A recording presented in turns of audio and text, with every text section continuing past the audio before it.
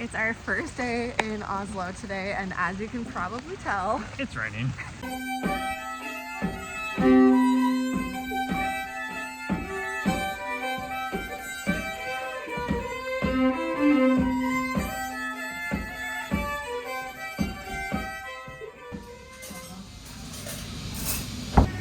That was pure peanut butter.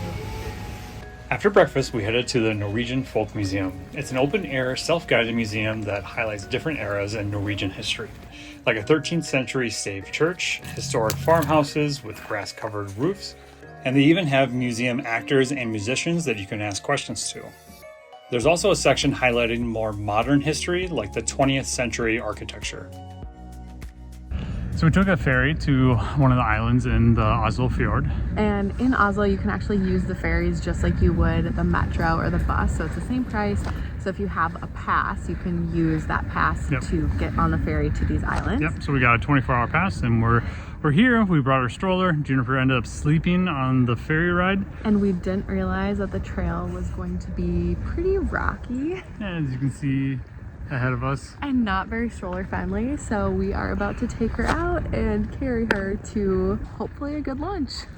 A little longer than a few minutes later. Got all the way here. Hands are closed. Go figure. So I guess we gotta move on to plan B for lunch, which I'm not really sure what that is. And now we're stuck on this island for an hour. All right, we're heading back to the ferry. Juniper's still asleep. I'm actually happy she slept through this ordeal. Feeling a little disappointed, but trying to make the best of it. We headed back to the main city center where we went to see the Oslo Opera, which you can actually walk on the roof to get a great view of the city. But pushing a stroller up there was a bit tricky. Our plan B for lunch was to get fish and chips at Salt. It's a art and music / food truck pod venue right across from the Opera House. Next, we explored around the 13th century Akershus fortress.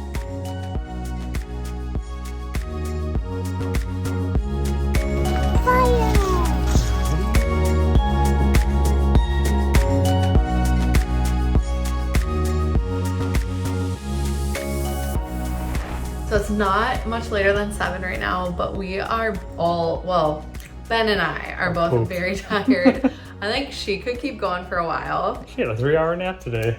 True. But yeah, so our dinner tonight, because we're too tired and not hungry enough to like find a place, is a big bowl of blueberries and smoothies. So overall, a pretty good first day in Norway, despite the rain and our failure at lunchtime. A few mishaps.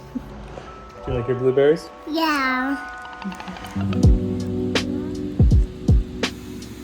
On day 2, we started at Frognerparken, a large city park known for the famous Vigeland sculptures, which symbolize every aspect of human life, including what it means to be a father and a mother. Hey Juniper, what are we about to do? Pick up some garbage in a green kayak. It says, together we paddle for cleaner oceans. Should we go in the boat? We had made a reservation with Green Kayak, a really cool organization that rents free kayaks as long as you try to pick up some trash during your time on the water. There's a handful of Green Kayak locations around Northern Europe, and if you're interested in checking them out, be sure to reserve your spot in advance because you can't just show up. Also, if you have a young child with you, Find me more garbage, please. you'll need to bring your own life jacket. We brought ours from home because they don't have toddler sizes. We all had such a fun time on the water, even though we didn't find much trash at all.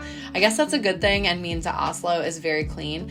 And this was a really fun way for us to teach Juniper about litter and about what it means to leave a place better than you found it. Why are you proud? Because you picked up garbage. Yeah. And of course, we had to take a break at a playground. Hello. Do you make waffles? No. What do you make? Some banana. Bananas. I'll take 2 bananas, please. Making a banana. Making a flower. Making a flower.